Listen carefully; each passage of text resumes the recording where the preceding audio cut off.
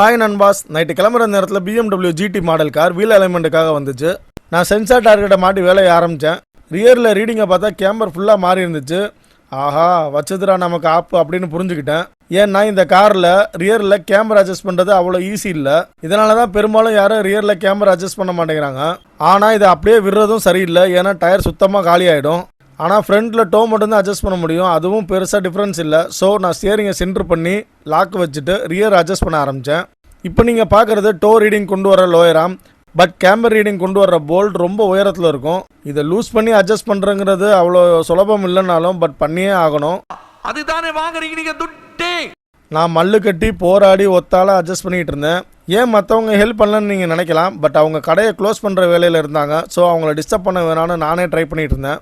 இதனால் என் ஷோல்டரில் பயங்கர பெயின் ஆகிடுச்சு. ஆனால் விடலை, ஒரு வழியாக ரீடிங்கை சரியாக கொண்டு வந்துட்டேன். இதனால் ஃப்ரண்ட்டில் மாதிரி இந்த டோ ரீடிங் ஆட்டோமேட்டிக்காக சரியாக வந்துருச்சு. ஸோ ஃப்ரண்ட்டில் வேலை மிச்சம், அதோட ஸ்டியரிங்கும் சரியாக இருந்துச்சு. எனக்கு இதனால் ஃபுல் சாட்டிஸ்ஃபேக்ஷன் ஆகிடுச்சு. ஆனால் ஷோல்டரில் தான் பேண்டேஜ் போடுற மாதிரி ஆகிடுச்சு. இருந்தாலும் டயர் இனிமேல் தேயாதுன்னு ஒரு திருப்தி, அவ்வளோதான்.